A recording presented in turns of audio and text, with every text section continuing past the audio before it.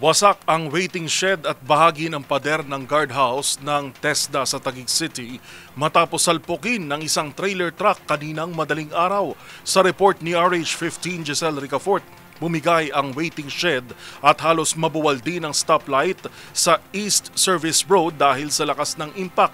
Yupi-yupi rin ang harapan ng trailer truck na minamaneho ng 36 anyos na nagngangalang Julius na nasa maayos namang kalagayan kasama ang isa niyang pahinante. Hindi pa masabi ng mga pulis sa lugar ang sanhi ng aksidente dahil patuloy nilang kinukuhanan ang pahayag ang driver na ngayon ay nasa Traffic Bureau ng Taguig. Pansamantalang isinara kanina ang East Service Road sa mga motorista kaya maraming papasok sa trabaho at eskwela ang naabala.